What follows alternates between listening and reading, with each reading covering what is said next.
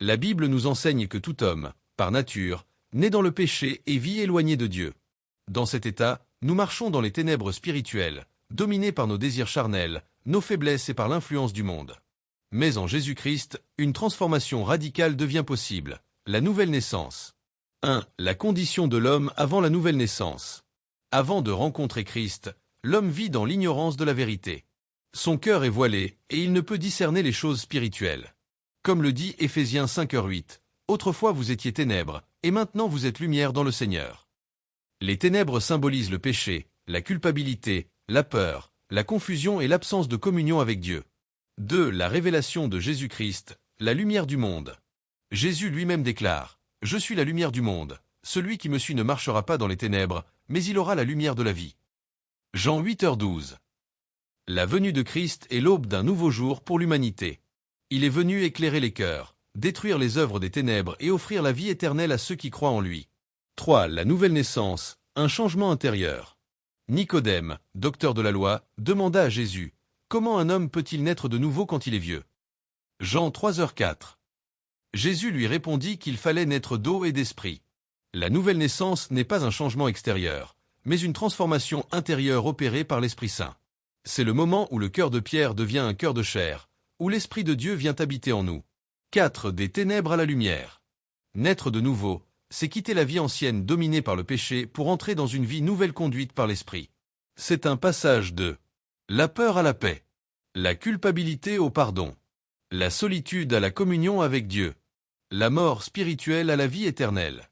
Comme le dit Colossiens 1h13, il nous a délivrés de la puissance des ténèbres et nous a transportés dans le royaume du Fils de son amour. 5. Les fruits de la nouvelle naissance. La nouvelle naissance produit un changement visible, le caractère est transformé, la mentalité est renouvelée, et l'on devient témoin de la lumière. Les ténèbres ne dominent plus, car celui qui est en Christ marche selon l'amour, la vérité et la sainteté. La nouvelle naissance en Christ est le plus grand miracle que l'homme puisse expérimenter. C'est passer des ténèbres à la lumière, de la mort à la vie, de l'esclavage à la liberté. Celui qui accepte Jésus-Christ comme Seigneur et Sauveur reçoit cette lumière et devient lui-même lumière dans le monde. 6. L'œuvre de l'Esprit Saint dans la nouvelle naissance. La nouvelle naissance est avant tout l'œuvre du Saint-Esprit. Il convainc l'homme de péché, de justice et de jugement, Jean 16h8. Sans cette conviction intérieure, personne ne peut reconnaître son état de ténèbres. Lorsque l'homme s'humilie et accepte la vérité, l'Esprit vient habiter en lui et l'éclaire. Il renouvelle la pensée, purifie les désirs du cœur et donne la force de marcher selon Dieu. C'est pourquoi Paul dit dans Tite 3h5, « Il nous a sauvés, non à cause des œuvres de justice que nous aurions faites, mais selon sa miséricorde, par le bain de la régénération et le renouvellement du Saint-Esprit. » 7. Le rôle de la parole de Dieu dans la nouvelle naissance. La parole est une lumière sur notre sentier, Psaume 119, 105. Elle révèle la vérité de Dieu et éclaire notre chemin.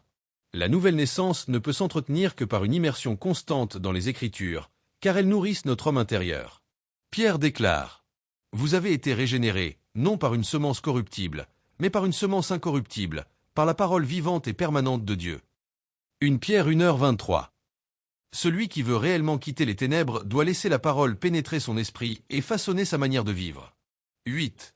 La rupture avec les œuvres des ténèbres. Naître de nouveau implique un véritable changement de vie. Paul exhorte. Dépouillez-vous du vieil homme qui se corrompt par les convoitises trompeuses, et revêtez l'homme nouveau, créé selon Dieu dans une justice et une sainteté que produit la vérité. Éphésiens 4, 22-24. Le chrétien né de nouveau n'appartient plus aux ténèbres. Il abandonne les pratiques qui déshonorent Dieu, mensonges, haine, immoralité, rancune, jalousie, etc., pour vivre dans la lumière de l'amour, de la paix et du pardon. 9. Les caractéristiques de celui qui marche dans la lumière. Celui qui est passé des ténèbres à la lumière manifeste certains traits visibles.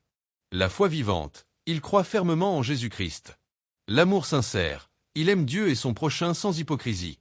La joie spirituelle, même dans l'épreuve, il garde l'espérance. L'obéissance, il cherche à plaire à Dieu plutôt qu'aux hommes.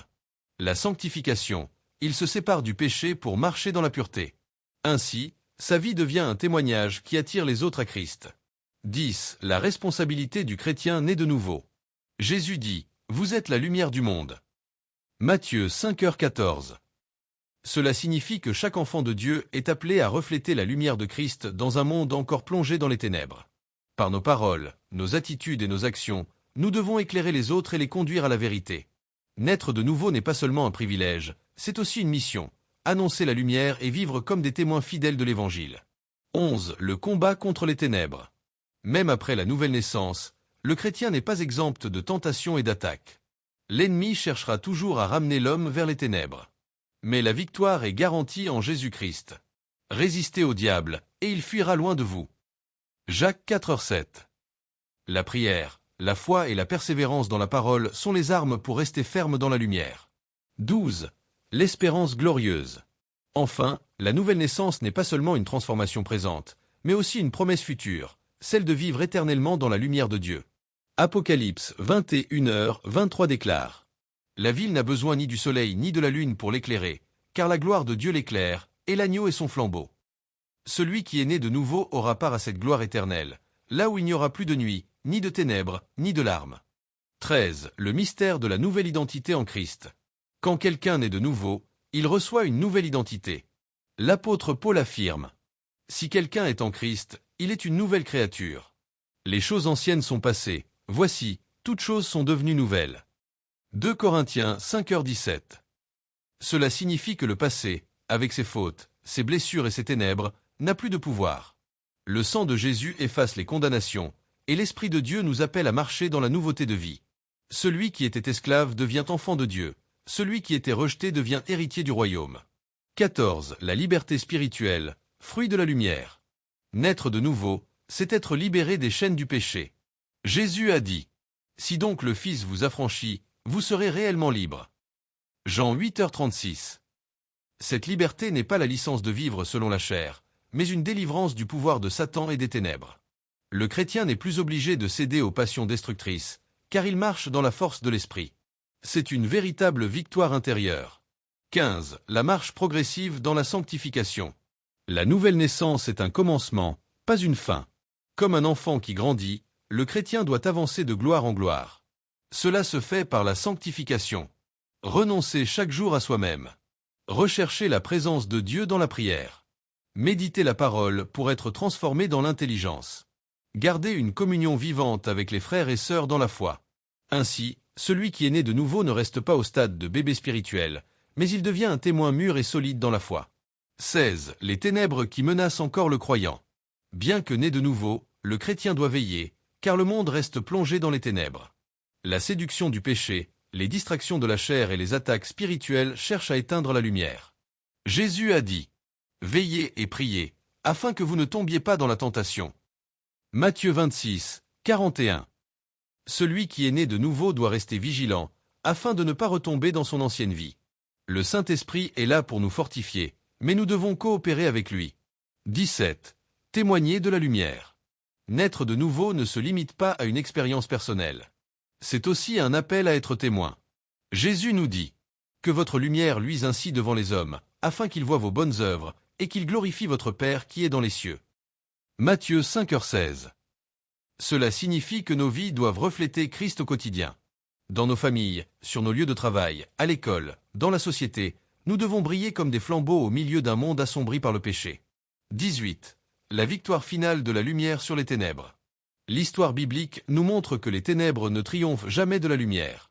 Jean 1h5 déclare: La lumière luit dans les ténèbres, et les ténèbres ne l'ont point reçue. Même si le monde semble dominé par le mal, le chrétien né de nouveau marche dans une assurance. Jésus-Christ a déjà remporté la victoire. À la croix, il a écrasé les ténèbres et a ouvert le chemin de la vie éternelle. 19. La transformation du cœur, le centre de la nouvelle naissance. La nouvelle naissance n'est pas un simple changement d'apparence extérieure. C'est une transformation profonde du cœur. Dieu avait déjà annoncé par les prophètes: Je vous donnerai un cœur nouveau, et je mettrai en vous un esprit nouveau. J'ôterai de votre chair le cœur de pierre, et je vous donnerai un cœur de chair. Ézéchiel 36, 26. Cela veut dire que la nouvelle naissance enlève la dureté, l'orgueil et la rébellion, et les remplace par un cœur sensible à Dieu, capable d'aimer, de pardonner et d'obéir. 20. La lumière comme guide de la vie nouvelle. Une fois né de nouveau, le chrétien ne marche plus à l'aveuglette. La lumière de Christ devient son guide. Le psaume 119, 105 le dit clairement: Ta parole est une lampe à mes pieds, et une lumière sur mon sentier. Dans les ténèbres, on trébuche, on se perd, on tombe. Mais dans la lumière, on marche avec assurance, car Dieu éclaire chaque pas. La nouvelle naissance ouvre nos yeux spirituels pour discerner le bien et le mal, pour faire la volonté de Dieu et pour avancer vers notre destinée. 21. Le témoignage intérieur de l'Esprit. Celui qui est né de nouveau reçoit aussi un témoignage intérieur. Paul écrit: L'Esprit lui-même rend témoignage à notre esprit que nous sommes enfants de Dieu. Romains 8h16. C'est une paix profonde, une conviction intime que nous ne sommes plus esclaves de la peur ni du péché, mais héritiers de la promesse. Cette assurance donne force, courage et persévérance, même face aux épreuves. 22. Le processus du renouvellement quotidien. Naître de nouveau est un événement, mais aussi un chemin quotidien. Paul dit: Ne vous conformez pas au siècle présent, mais soyez transformés par le renouvellement de l'intelligence, afin que vous discerniez quelle est la volonté de Dieu, ce qui est bon, agréable et parfait. Romains 12h2. Chaque jour, le chrétien doit se laisser façonner par l'Esprit, renouveler sa pensée à travers la parole et rejeter les influences du monde. C'est une marche progressive, une croissance spirituelle vers la maturité en Christ. 23. La communion avec Dieu, fruit de la lumière. Avant la nouvelle naissance, l'homme est séparé de Dieu à cause du péché. Mais en Christ, le voile est déchiré et l'accès à la présence de Dieu est rétabli. Celui qui est né de nouveau peut prier avec assurance, adorer en esprit et en vérité, et goûter à la joie de la communion avec le Père.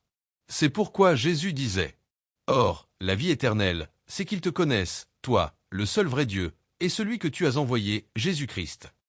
Jean 17h3. La communion avec Dieu est la plus grande richesse de celui qui a quitté les ténèbres pour la lumière. 24. Le reflet de la gloire de Dieu dans le croyant. Enfin, la nouvelle naissance fait du chrétien un miroir de la gloire divine.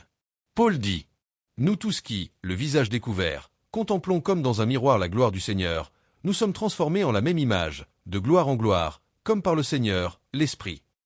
2 Corinthiens 3h18. Autrement dit, plus nous vivons dans la lumière, plus nous ressemblons à Christ, et plus nous devenons porteurs de sa gloire dans le monde.